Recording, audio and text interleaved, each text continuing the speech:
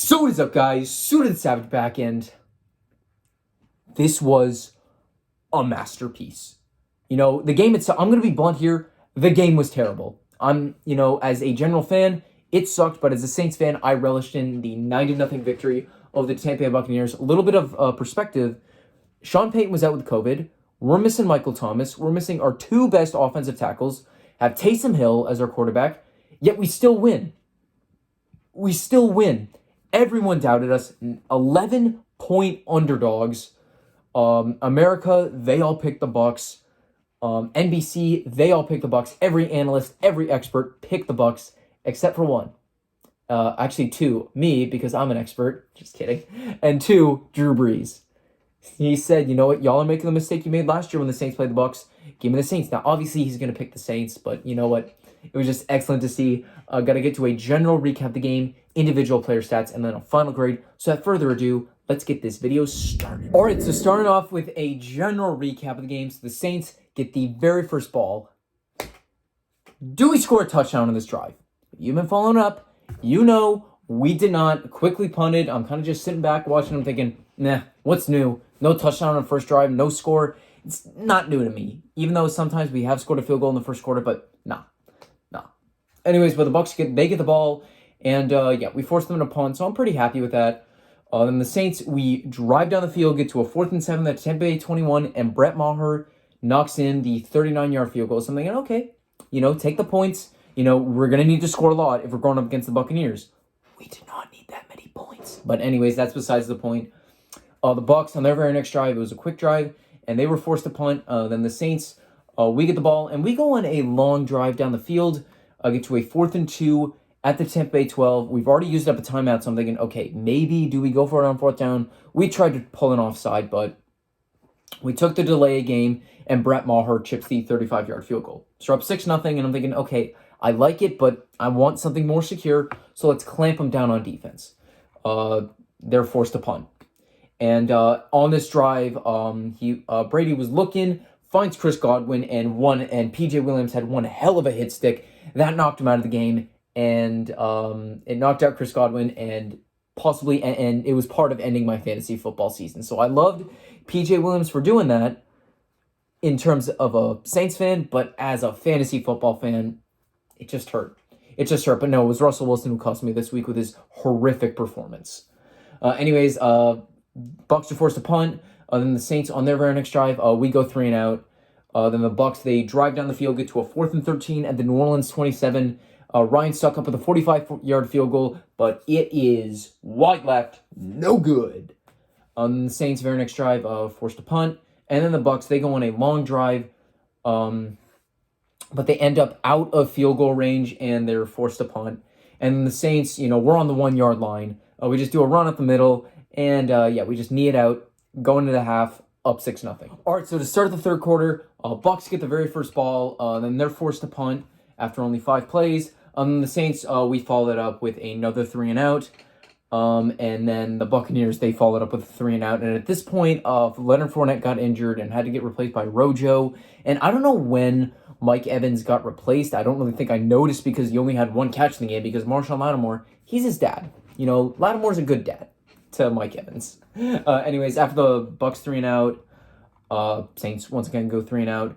Then the Bucs drive down the field, get to a 4th and 1 at the New Orleans 36.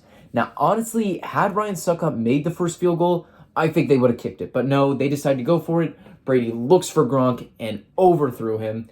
Incomplete. And then the Saints go 3 and out.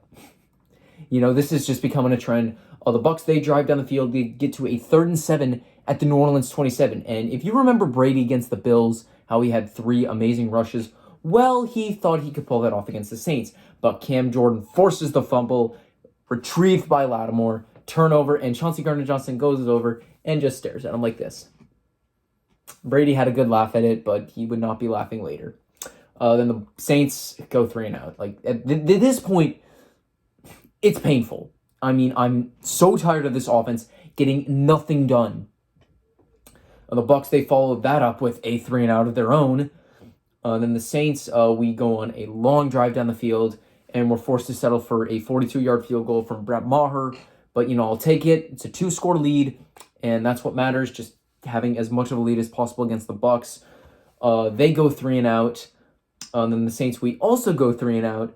And then the Bucs, they go on a drive down the field. They get to a 3rd and 10 at the Tampa Bay 33.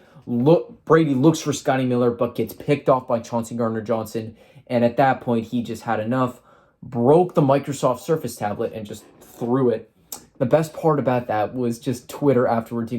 Chauncey Gardner-Johnson said that he had, he needed to order a new tablet to give to his friend. And I think Microsoft Surface tweeted out something, so it was too good. The Saints, we drive down the field and we're forced to punt, but there was a roughing the kicker, so we kill off a little bit more clock and we're just kind of forced to punt again. And then the Bucs, the first 3 plays they had tried, it looked like they made an attempt to try to drive down the field, but on the 4th play, they just said, fuck it, we give up, take the knee, game over, 9-0 victory. On to individual player stats. All right, on to individual player stats. Starting off with Taysom Hill. He was terrible. Under 50% completion percentage, 154 yards, no touchdowns, no picks. Honestly, nobody did well on offense, but I'll get to that later. In terms of rushing, Taysom Hill only ran for 33 yards.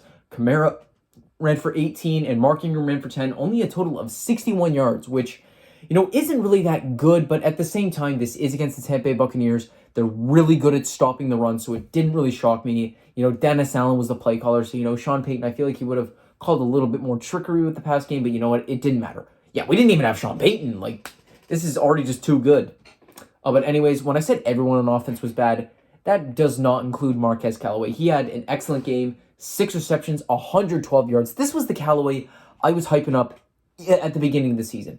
Now, if he can play like that more down the road, I like our chances for making the playoffs. Making a deep playoff run, I doubt, but, maybe we'll shock a few people. Then followed up with Tre'Quan Smith, 2 receptions, 17 yards. Then Alvin Kamara, 2 receptions, 13 yards. Then Mark Ingram, 2 receptions, 8 yards. And then Adam Trautman, 1 reception, 4 yards. That was pretty much it. The defense, oh my God. It was lethal. Got so many stops on 3rd down, sacked Brady 4 times, picked him off once. But the player of the game, I'm giving it to Cameron Jordan. He had an excellent game. I know I was shaming him earlier this season for being a bit of a disappointment, but he had 5 tackles, 2 sacks, and the forced fumble on Brady. So this was just Cam Jordan's best game of the season. Good enough to get him NFC Defensive Player of the Week. So good job out to him. I'm so happy to see it. And yeah, you know what? The defense, when you shut down one of the best offenses in the league, I'm going to love that. Now, yes, they were missing Chris Godwin, Mike Evans, and Leonard Fournette for a good chunk of the game. But at the same time, you shouldn't be scoring 0 points when you have an offense like that. I feel like this game, people are really going to question the Tampa Bay Buccaneers, but is that what they want? Because last year, this was the exact same thing, where we questioned their ability, and then they went on a crazy run to not only just to end the season, but to win the Super Bowl. So that's definitely something I would be concerned about. Then onto the Buccaneers. Tom Brady, not his best game. They just said, you're going to throw a bajillion times. Threw for 214 yards, no touchdowns, 1 pick. His most accurate pass was with throwing away that Microsoft Surface tablet. Anyways, lead rusher was actually Ronald Jones, 8 carries for 63 yards. Leonard Fournette with 34 yards. Keyshawn Vaughn with 19 yards, and Tom Brady 2 yards. But oh no, he lost it. Even though Chris Godwin was out for most of the game, he was still your lead receiver. 6 receptions, 49 yards. Followed by Tyler Johnson, 4 receptions, 41 yards. Leonard Fournette, 7 receptions, 33 yards. Rob Gronkowski, 2 receptions, 29 yards. Cameron Brate, 2 receptions, 22 yards. Scotty Miller, 2 receptions, 18 yards. Mike Evans, 1 reception, 14 yards. And then Rojo, 2 receptions, 8 yards. Now, you noticed all the receivers I listed. Yeah, that's how bad their injuries were. How they had to throw out, running Tyler Johnson and Scotty Miller just to end the game. The defense, you guys did well. I'll give your defense a lot of credit for shutting down the Saints. At the same time, it is the Saints offense. And, giving up the field goals, that's not terrible. But it would be nice if your offense was clicking today, you would have kicked our asses. But, of course, your offense just chose not to show up. I enjoyed this way too much. So, Saints are 7-7. As I'm filming this, currently we're the 8th seed. We're tied with the Vikings at 7-7, but they have tiebreaker over us. We didn't play each other this year, but they would hold it because they've had a better record against the NFC in general. So going forward, what does this mean? Well, we have 3 matches left. We got the Dolphins on Monday Night Football. Then we got the Falcons and the Panthers. So realistically, I'd say we could go 3-0 in this stretch. I'm really concerned about the Dolphins, though, because they've been catching fire recently. But I feel comfortable against the Falcons and the Panthers. Yeah, they beat us earlier this season, but you know what? It's a new setting. I still think we could make a run for the playoffs. Maybe end up with a 7 seed, but, who knows? All right, so on to a final grade. I'm going to give the Saints offense a 2 out of 10. A 2 out of 10. The last time we won a game where we didn't score a touchdown was Week 4, 2019 against the Dallas Cowboys. But our offense showed a little bit more life in that one. This one gets a 2 out of 10, was just completely flat. Being blunt here, we were terrible. This game was terrible. I mean, in terms of the offense. Defense, I'm giving them a 10 out of 10 because it's what they deserve. It's what they deserve. And then the Buccaneers, I'm giving their offense a 0 out of 10. No, you scored 0 points in a game. What else am I going to give you? A 1? No, you deserve a 0. But the defense, I'm going to give an 8.5 out of 10 for today, mainly because, they did hold the Saints down. Now, it was the Saints offense, but, held them to 3 field goals. I think had your offense shown up, you would have won. But, got to give the defense credit. Saints, I'm going to give them a 6 out of 10 for today. The excellent defense just completely overshadows the bad offense. And the Bucs, I'm not going to even worry about the math. I'm giving them a 0 out of 10 because they just sucked. On to the outro. And that is going to wrap up my video for today. Thank you guys all so much for watching. If you want to watch Week 15 predictions, click right over here. If you like this video, drop a like, subscribe to my channel by clicking the box down below or right over here. Comment down below what your thoughts were on this Saints game. Was it satisfying to see us kick ass? Were you as bored as I was watching this game? Because I sure was not. But a lot of people did say that this game did suck, and I don't disagree with them. But as a Saints fan, I relished in this game. Anyways, make sure to follow me on Instagram, Snapchat, and TikTok, @BrendanSuter. Thank y'all for watching. Have a great day. Who Dat Nation? Beating the Bucs, flexing on y'all is